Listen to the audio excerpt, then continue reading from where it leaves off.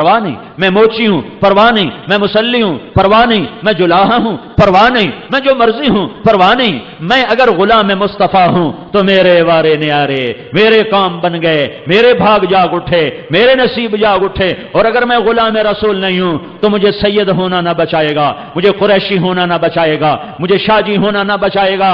वहां नसब नहीं चलता, मेरे नबी की गुलामी का सिक्का चलता है। मेरे भाइयों, ये तबलीग का पैगाम है। हम किसी फिरके के दाई नहीं, किसी फिरके के नुमाइंदे नहीं हैं। ये इस्लाम का पैगाम है कि अल्लाह उसके रसूल के गुलाम बन जाओ, अल्लाह उसके रसूल की जिंदगी को सीखो भी सही, फैलाओ भी सही। सारी जिंदगी दो बातें हैं, एक इबादत है, एक अखलाक है। इबादत अल्लाह से जुड़ने का जरिया है। वो मुआशरा ईमानी मुआशरा नहीं है जिसमें नमाज ना हो, जिसमें नमाज ना हो, जिस घर में नमाज ना हो, वो घर ईमान वाला नहीं है, इस्लाम वाला नहीं है। जो माथा मेरे रब के सामने ना झुकता हो, ये नसीबों वाला नहीं है, ये हारा हुआ है, ये हारा हुआ है। मेरे भाइयों, मेरे नबी का पैगाम दो बातों में दुनिया से जाते हुए, अस्सला व मा मलकत ऐमानुकुम, मेरी उम्मत एक नमाज ना छोड़ना, एक अल्लाह के बंदों से अच्छा सलूक करना, नौकरों से, माताहतों से, गुलामों से इंसान बन के रहना। दीन की तकमील है हुस्न अखलाक के साथ, माफ करने के साथ, दरगुजर करने के साथ। जो लोगों को माफ करता है अल्लाह उससे माफ कर देता है। तुमने ये तो सुना होगा, नमाज पढ़ो गुनाह माफ, हज करो गुनाह माफ, रोजा रखो गुनाह माफ, जिक्र करो गुनाह माफ, तिलावत करो गुनाह माफ। लेकिन सिर्फ अगर इतने ही पर गुनाह माफ होते तो ये तो बड़े थोड़े से काम थे।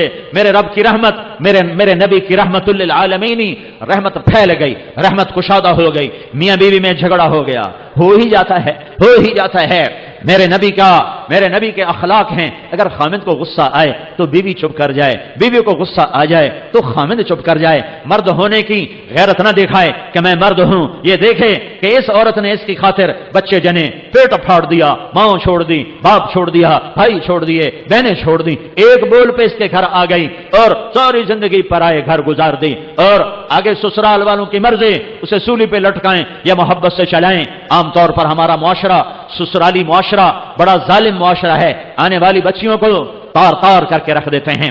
दूसरी तरफ से भी जुल्म सितम है, लेकिन बहुत कम है कि कोई बीवी के इश्क में आकर अपने मां बाप को धक्का दे दे। लेकिन ये वाकयात बहुत थोड़े हैं। ज्यादा वाकयात ये हैं कि ससुराल वाले लाते तो बड़े लाड से हैं, पर फिर उसकी जिंदगी को जहन्नम की भट्टी बना देते हैं, क्योंकि नबूवत वाले अखलाक सीखे हुए नहीं है। मियां बीवी की जिंदगी में दखल मत दो, मियां बीवी की जिंदगी में दखल मत दो। मैं अभी एक अपने इलाके के बड़े जिम्मेदार हैं, मैं उनके बच्चे का निकाह पढ़ाने गया तो फरमा रहे थे कि मैंने बच्चे का घर अलग बना दिया है और मेरी बीवी ने मुझसे कहा कि इसका घर अलग बनाओ कि कहीं हम मियां बीवी अपने बच्चे की जिंदगी खराब ना कर बैठें। हम तो गुजार चुके हैं, ये दोनों अपनी जिंदगी गुजारें, कहीं हमारी दखल अंदाजी की वजह से दोनों मियां बीवी की जिंदगी खराब ना हो जाए। मैं उनको हैरान होकर देख रहा कि कोई दीन का इल्म नहीं है, लेकिन बाजी शराफतें ऐसी होती हैं जो मेरा रब फितरत में डाल देता है। बहुत बड़े जिम्मेदार हैं, लेकिन मैं कुर्बान जाऊं तेरे ऊपर मियां जफर, तूने कमाल कर दिया कि काजी मौली साहब, मैंने कहा हम दोनों का, ये मेरी बीवी ने मुझे कहा कि हम बच्चे का घर आबाद कर रहे हैं, कहीं हमारी वजह से हमारे बेटे का घर खराब ना हो। हम अपनी गुजार चुके हैं, इन्हें अपनी गुजारने दो। लेकिन ऐसी माएं लाखों करोड़ों में कोई एक होती हैं, वरना बड़ी खुशियों से डोली लाते हैं और फिर अपने बदअखलाकी से अपने घर को अंगारा और भट्टी बना देते हैं। मियां बीवी में खटपट हो जाती है, होती रहेगी। मेरा रब कहता है, या अय्युहल्लज़ीना आमनू इन्न मिन अज़वाजिकुम व औलादिकुम अदुव्वल लकुम फहज़रूहुम। ऐ ईमान वालो, मियां बीवी बच्चों में खटपट होती रहेगी।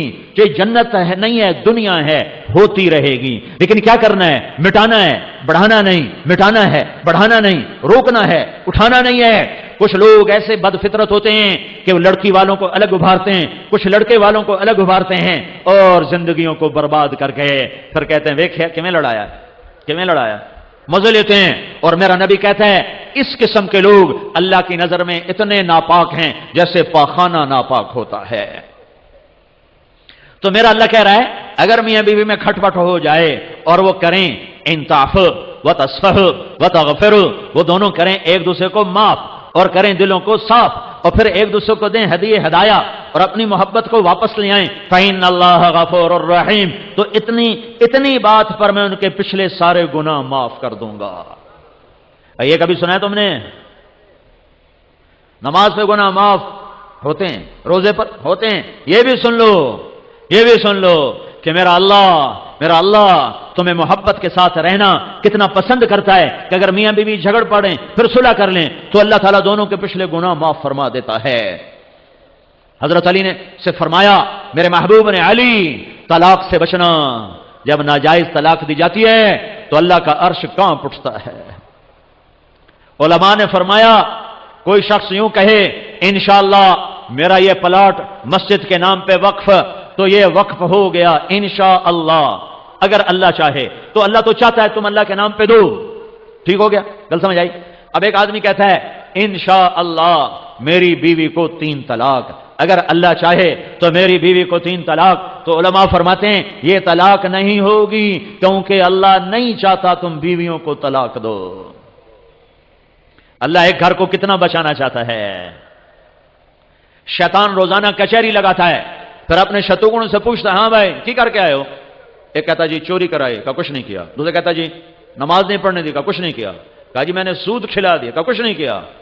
کہا جی میں نے جوئے کا اڈا چلا دیا، کہا کچھ نہیں کیا۔ کہا جی میں نے شراب کا اڈا چلا دیا، کہا کچھ نہیں کیا۔ یہ سارے بڑے بڑے گناہ وہ کہتے ہو، کہتا نہیں کچھ نہیں کچھ نہیں کچھ نہیں۔